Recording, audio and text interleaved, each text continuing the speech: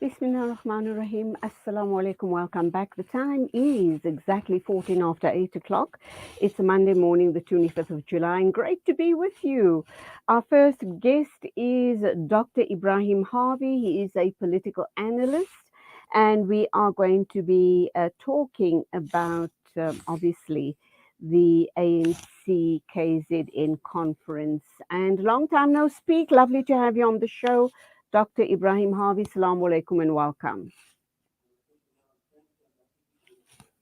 Okay, I can't hear you at all. Let's try that one again. Can you hear me, Dr. Ebrahim Harvey? Yeah, I can hear you very clearly. Okay, I can hear you now. Welcome to the show. Nice to have you on show Oh, this morning. okay. All right. Okay, now we know that the senior member of the KwaZulu-Natal legislature and a former ANC Youth League deputy chair Siboniso Duma has unseated Sihle Zikalala following a tight race to lead the governing party's largest province. Was that expected at all? Yeah, no, I don't think, the victory which Sirikle's, the Kalala's opponent, Siboniso Duma, obtained was predicted. Yeah, I didn't think that, it's quite a convincing victory. If you look at, I think you got 930 against 665 for Sirikle. Mhm. That is a pretty convincing victory. And the reason why I'll try to unpack the various dimensions of what this means really. And it's very worrying, I must be honest with you. But you see, the position of chairmanship is the most important.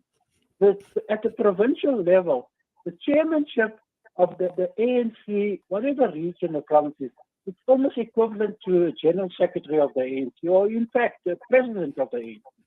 Yes, Mm. so it's a power-packed position and very, very highly significant. But I'll tell you why I'm extremely worried. This is the first regional ANC conference. There's been a lot of drama in previous ones. They went to court, spears were thrown around, lots of things happened. But although this one was not marred by violence, which you have to, concede was a good, positive development given what has happened at previous, ANC conferences. But look how Cyril, the President Ramaphosa, was booed on his arrival. Look how he was booed when he left. The tensions were high. I mean, Zuma's son was outside, with placards calling for Cyril to be removed and a whole lot of things. KZN is one hell of a province. I'm telling you, Mm. really. It's Mm. almost like KZN moves to the sounds of a distant drummer. Mm.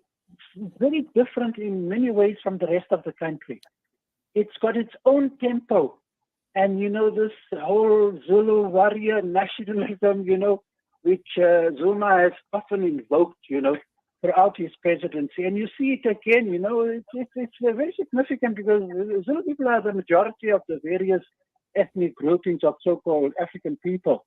And that's the biggest region subsequently, therefore, from the demography. The biggest, most important region of the ANC is in KZN. Now, just look at what has happened there. Although Ramaphosa, he was very inspired by and confident with the defeat message that came from Zikalala that, that the new leadership be respected, and what the new Duma had said that he planned to do. Ramaphosa said was encouraged, but they're confident that things will go well and that he will not purge people, from the opposing faction, and that in fact Zikalala as premier of the province will continue. Well, the surrounding circumstances really and what has happened is big drama, really. And look at the treatment of Ramaphosa, So Can I'm I very can concerned. Yeah. Yeah. Can I ask you as well? You spoke about the booing. Um, there was also certain delegates, or a large number of the delegates who took time out to express their concern over the alleged ill treatment of the former ANC president, that's Zuma, of course, and then breaking into song, Wenzeni Uzuma, which means what has the former president done? That Done. also is very, very significant, is it not? Yes, yes, obviously. In fact, that's right on top of all the, significant indicators that are very worrying. It shows you in what it's going to do, the impact, and especially the guy who won is not in the sort of Ramaphosa camp.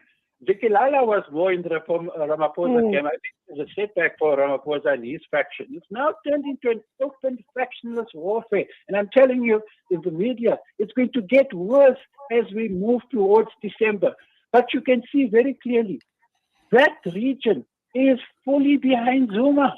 And there's no doubt, the way I know him, and I spent time with him interviewing him, he is whooping up things. He is very angry with the ANC, and, he went to jail and a whole lot of things that happened at Concord and, Judge Zondo and so on.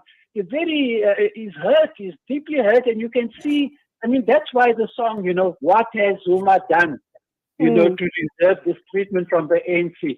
Really, and I foresee a lot of eruptions, in the months ahead.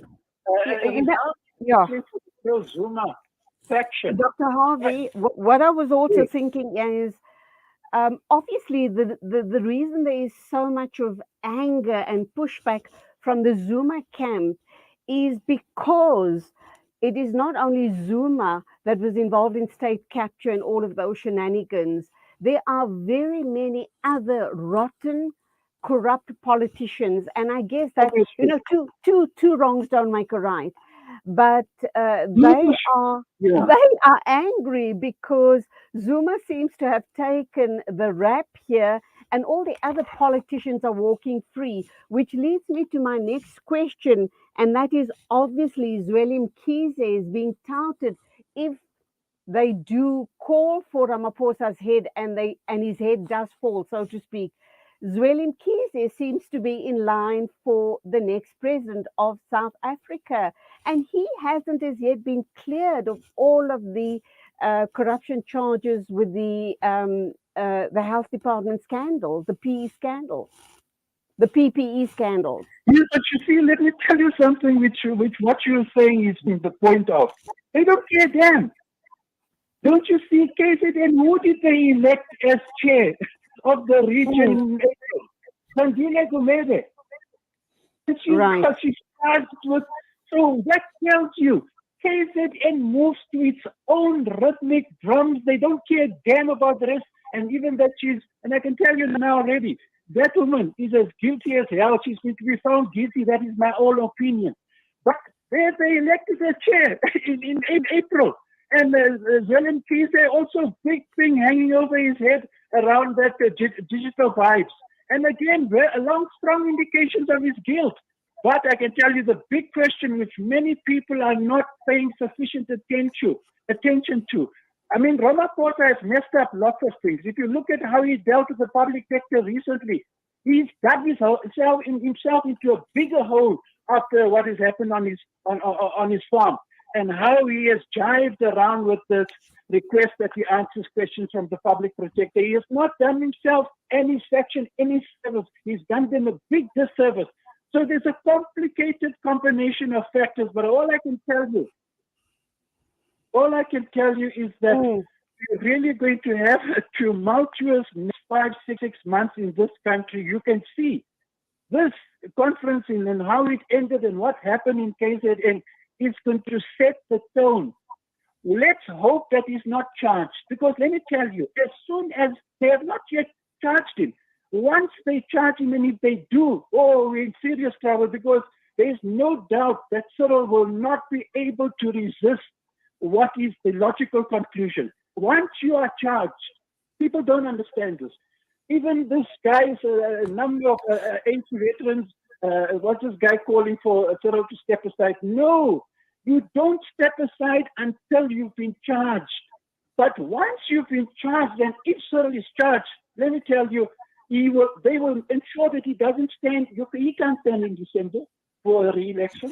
Okay, let's look at worst case scenario and best case scenario here. You've already outlined the worst case scenario. Um, let's assume, let's just assume that things go well till the year end conference, that just maybe Cyril does Right. get re-elected. What's going to happen in KZN? Do you think that um, do you think that some sort of, do you think that they're going to break away completely? We know about the deep factions within the ANC now.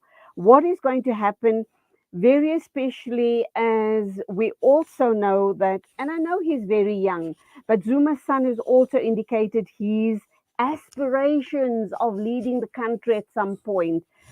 What is this worst and best case scenario that we as South Africans can hope for? I mean, we as a country are on Okay. our knees already with the economic situation, with all of Yeah. the corruption, etc., etc. Yeah. Let's look at those two scenarios. Yeah.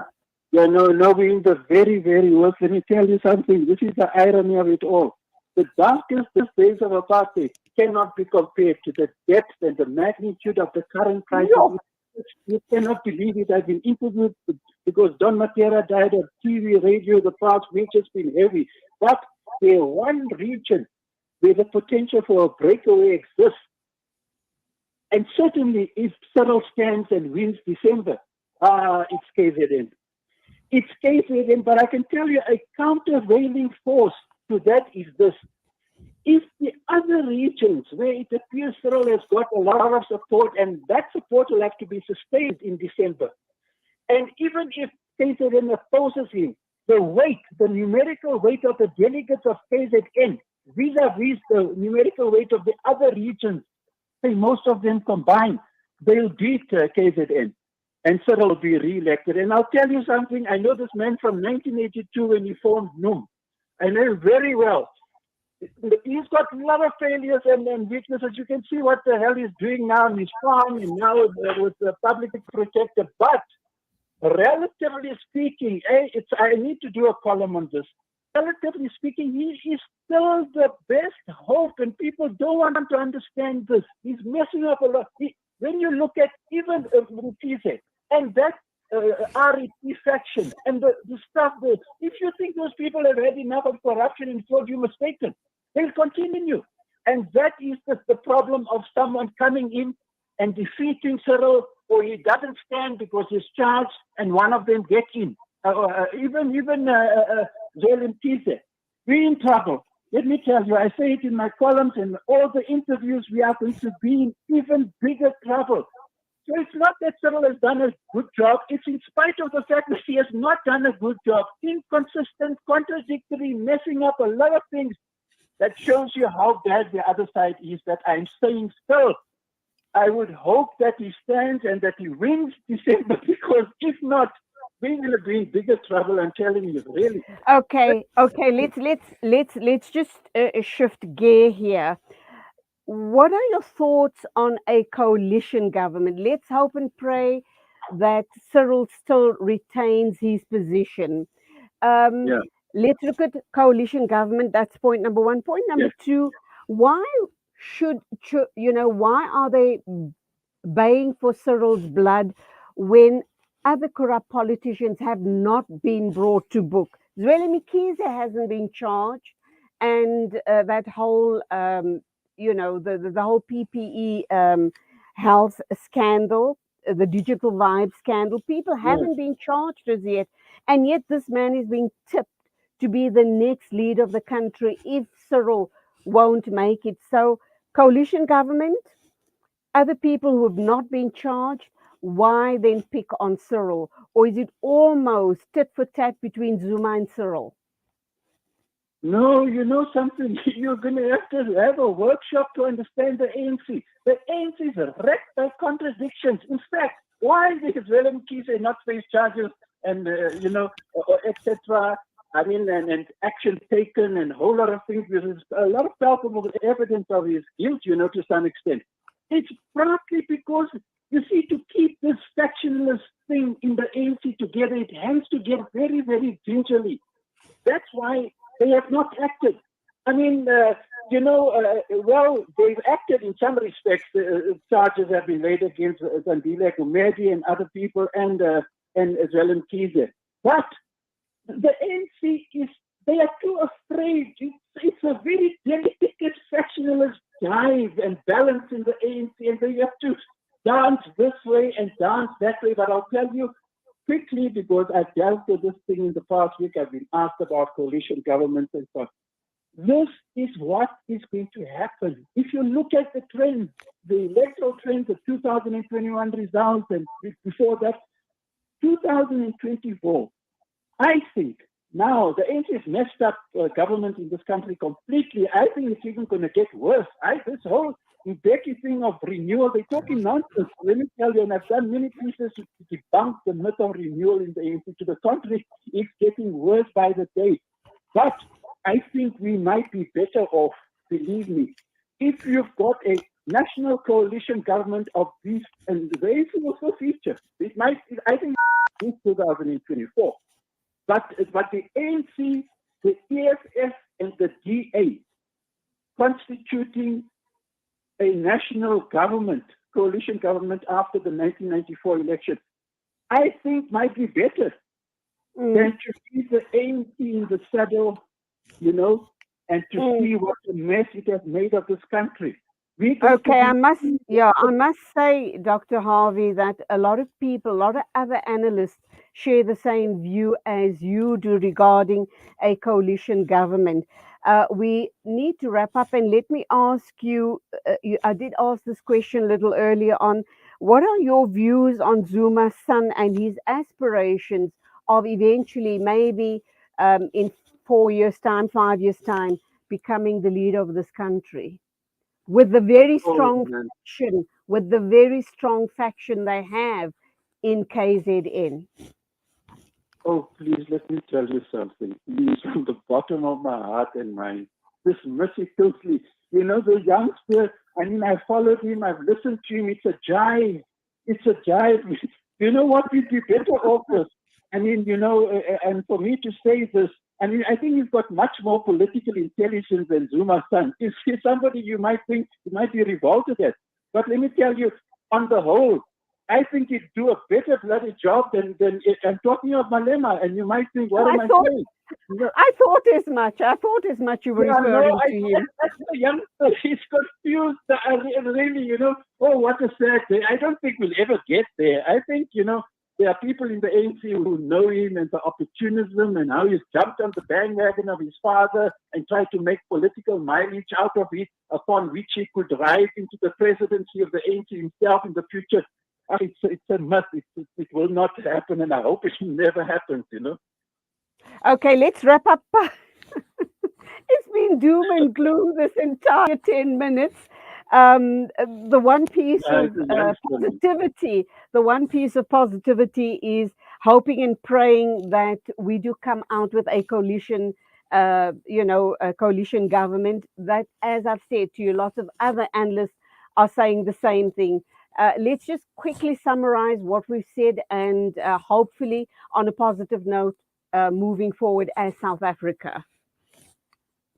Yeah, you see, let me tell you, I've been looking at the DA a lot, and despite the eruptions in the DA, let me tell you, the resignation of Musra Mani and a number of leading black people and so on, but here are the facts about the ANC and vis-a-vis, let's leave the EFF out now for the moment, the DA and the ANC, the best run municipality and province in this country, and there are good reasons for it. You see, you must draw distinction between neoliberal policies and economic policies of the DA and the liberal, neoliberal camp, and the question of what the devastating corruption has done to this country. 1.5 to 2 trillion rand have been pillaged and stolen by ANC cadres.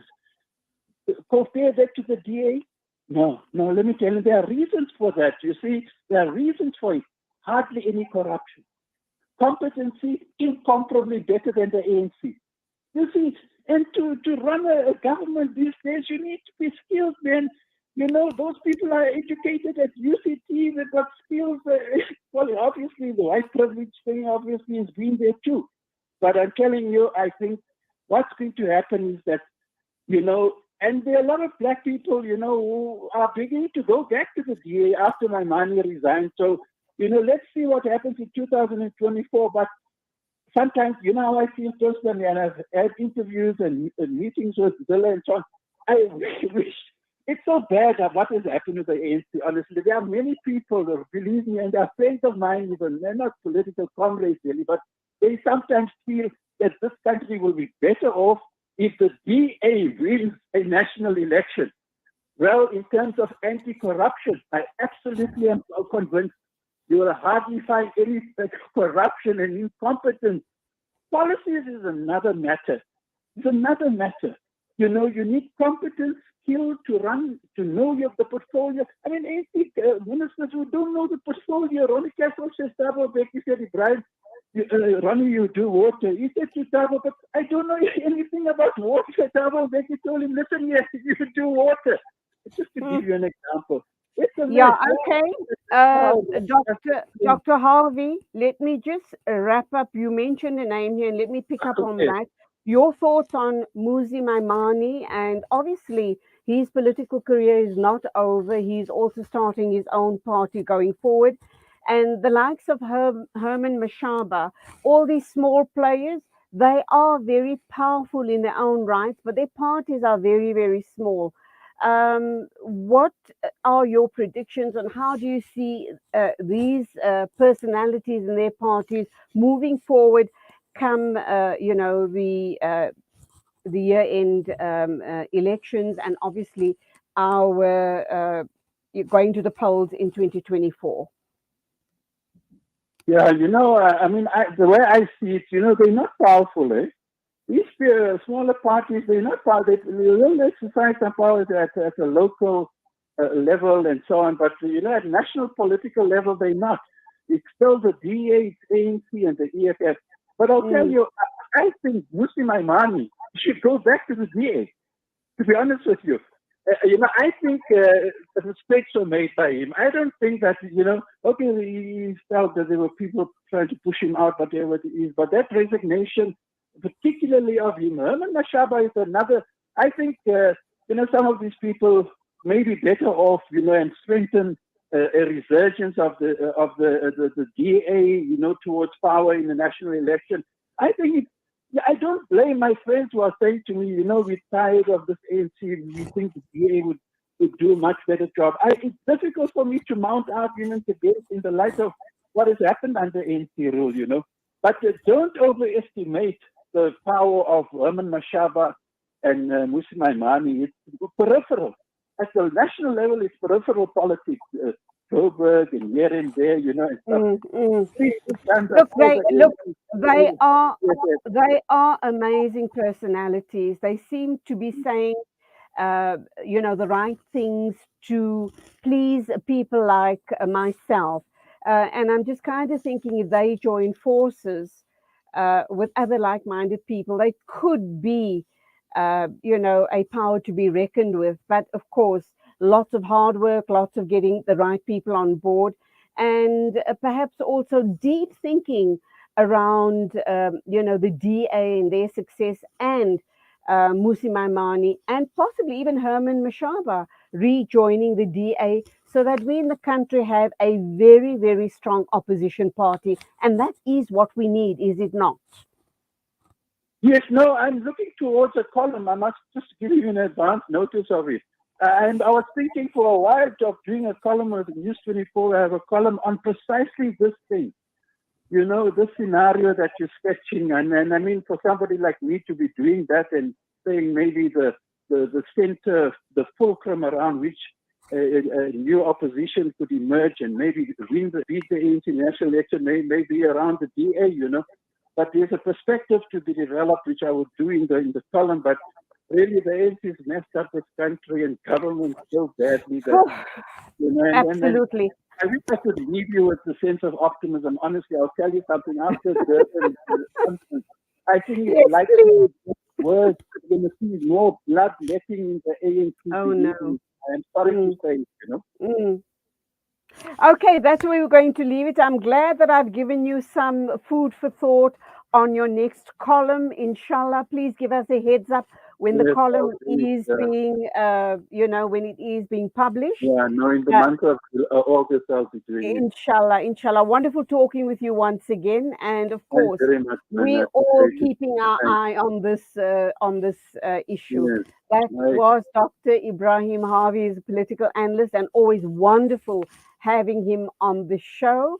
Shukran to you for your time. It is exactly 8:40 a.m. This is News and Views right here on Salam Media.